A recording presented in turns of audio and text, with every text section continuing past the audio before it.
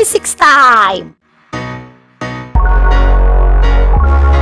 Assalamualaikum semuanya, jumpa lagi sama Aufa. Nah, kalau kemarin kita udah belajar tentang konduksi, di video ini kita akan belajar tentang konveksi ya. Bedanya apa ya? Jelas ada bedanya gitu ya.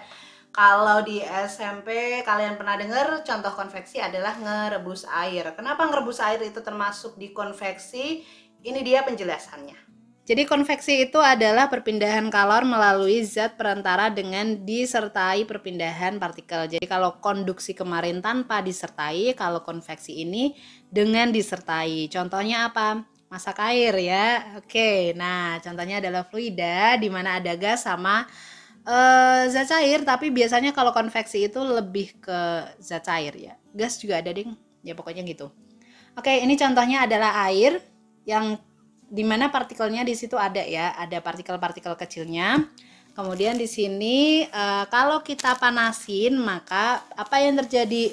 Nah, partikel di bawah kan jelas akan panas duluan ya daripada yang di atas karena lebih deket ya, jelas gitu ya. Sehingga di sini misalkan jadi warna merah itu berarti lebih panas. Nah, kita tahu bahwa massa jenis itu dia bersifat termometrik. Artinya ketika ada suhunya maka massa jenis bisa berubah ya. Oke, ini dia. Rho air panas itu akan menjadi lebih dingin daripada rho air dingin. Nah, karena rho-nya lebih kurang ya, alhasil gimana? Kalau kalian punya plastik sama batu kan jelas batunya tenggelam gitu ya. Plastiknya yang di atas karena rho-nya lebih kecil gitu ya. Sehingga yang warna merah ini naik gitu ya. Naik set. Jadi merahnya ke sana. Nah, yang biru ini lebih dingin, berarti dia akan turun. Alhasil, nanti yang di bawah jadi panas lagi, naik, ini turun, naik, turun, muter dah dia. Alhasil, si airnya akan panas semua. Kalau luas penampang bawahnya adalah A, maka kita bisa nulisin laju kalor pada konveksi itu senilai dengan HA delta T ya, dimana H adalah koefisien konveksi dari zat yang dipanasin kayak gitu ya. Nah, di sini contoh soalnya adalah besaran berikut yang tidak mempengaruhi konveksi yang mana? Apakah koefisien konveksi, jenis zat, luas penampang, perbedaan suhu atau panjang ya. Nah, kita tahu di sini H itu sama dengan HA delta T di mana H-nya adalah koefisien konveksi. Berarti yang A itu benar gitu ya.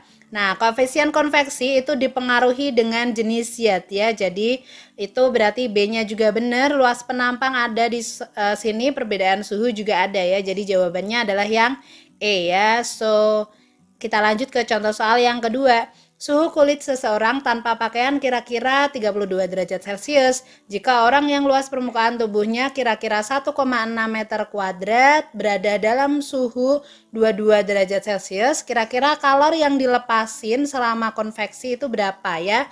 Dalam waktu 5 menit. Kita akan jawab, tapi sebelum itu diketahui dulu ya, ada A-nya itu 1,6 ini ya, kemudian T-nya waktu 5 menit atau 300 sekon, delta T-nya dari 32 ke 22 yaitu 10 derajat Celcius ya. Dengan H-nya adalah ini ya. So, yang ditanya adalah Q di sini sehingga kita dapetin bahwa H besar atau laju kalor itu sama dengan Q per T ya, HA delta T. Sehingga Q-nya itu adalah Q per 300, H-nya masukin, A-nya 1,6, delta T-nya 10 ya. Kita dapetin 33600 joule ya. Nah, karena ini masih joule kita harus ngubah ke kalori di mana 1 joule itu sama dengan 1 kalori itu 4,2 joule atau 1 joule 0,24 ya. Jadi ini harus dikaliin. Oke. Jadi jawabannya adalah 8064 kalori. Oke, hati-hati dengan konversinya ya, kalori ke joule atau joule ke kalori kayak gitu. Ini dia C, so itu dia tentang konveksi. Habis ini masih ada yang terakhir ya. Jadi see you next time. Assalamualaikum.